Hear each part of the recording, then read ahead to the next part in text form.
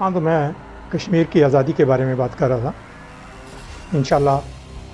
ہم اپنی زندگی میں اس خوشی کو دیکھیں گے، اور میں نے اپنی پہلی بھی ایک ویڈیو میں کہا تھا کہ یہ جنگ نہیں ہوگی، نہ امریکہ کی، نہ چائنا کی، نہ انڈیا کی۔ آپ میری تقریباً کوئی 40 دن پہلے میں نے ایک ویڈیو بنائی تھی جس میں نے کہا تھا کہ یہ کیونکہ ایٹمی طاقتیں ہیں، تینوں چاروں بلکہ 5 آ گئی ہیں، امریکہ بھی ہو گیا، انڈیا بھی ہو گیا، پاکستان بھی ہو گیا، چائنا بھی ہو گیا، رشیا بھی ساتھ میں ہی ہے ہمارے۔ تو یہ ایک ساتھ اتنی حکومتیں ایٹمی طاقت ہوتے ہوئے جنگ نہیں لڑیں گی، کیونکہ ان کو سب کو پتہ ہے کہ ذرا سی کسی کی بھی غلطی سے دنیا تباہ ہو جائے گی۔ تو انشاءاللہ ہمیں امید ہے کہ جیسے جیسے اب حالات نظر آ رہے ہیں کہ امریکہ انڈیا کا ساتھ نہیں دے رہا، بلکہ امریکہ نے کافی ساری باتیں جو ہیں نا وہ اوپن کر دی ہیں۔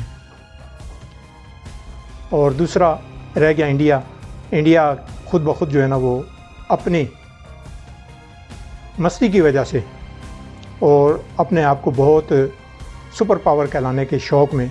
وہ چھوٹے ملکوں کے ساتھ زیادتی کرتا چلا جا رہا ہے، اور اس کا جو ہے وہ خمیزہ اسے بھگتنا پڑ رہا ہے۔ یہ آپ دیکھتے جائیں کہ بنگلہ دیش بھی ان سے دوری کر رہا ہے، اسی طرح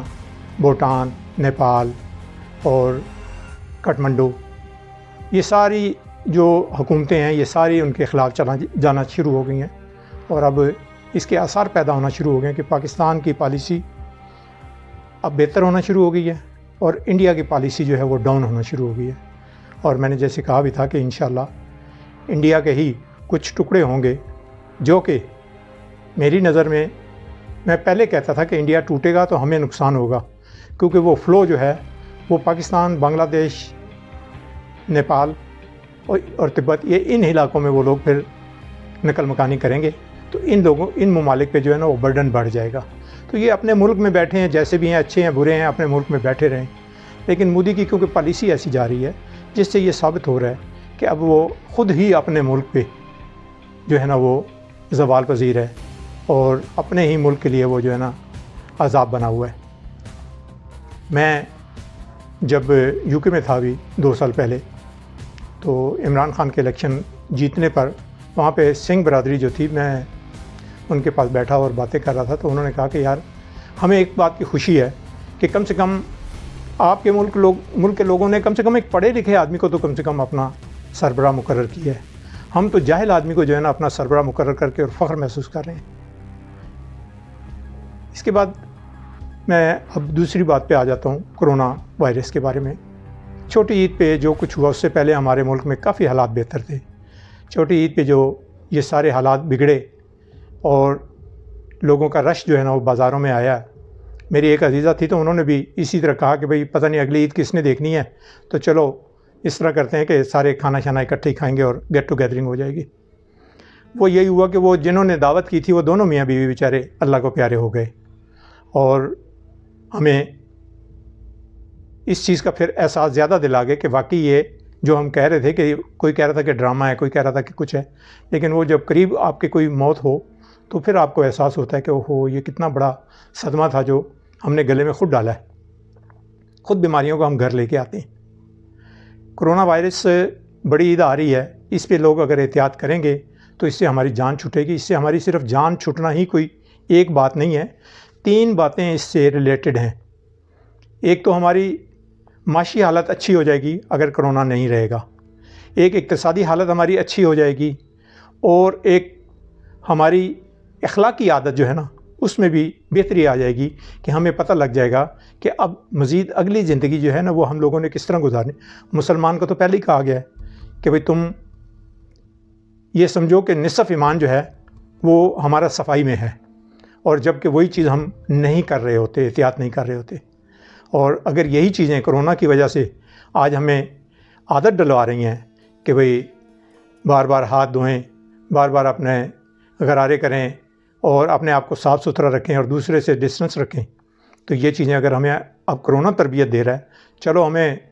اسلام کی بات تو شاید دیر سے سمجھ آتی ہے کیونکہ 14 سال ہو گئے ہیں، ابھی تک تو ہمیں مکمل نہیں سمجھ آئی، لیکن اگر دیر سے بھی سمجھ آتی ہے اور اس میں کرونا کا نوالا بھی پڑ جائے تو میرا خیال ہے یہ بھی کوئی بری بات نہیں ہے۔ نیکسٹ ٹائم ہمارے لیے لائف جو ہے اچھی ہونا شروع ہو جائے گی۔ میں اس میں آپ کو ایک چھوٹی سی سٹوری جو کہ اللہ عالم وہ سچ ہے یا جھوٹ ہے، وہ تھوڑی سی پڑھ کے سناتا ہوں کہ یہ حالات آج کل لوگوں کے ذہن میں کس طرح گھر کر گئے ہیں کہ ان کے ذہن سے سوتے بیٹھتے اٹھتے نہیں نکلتے۔ آپ یہ دیکھیے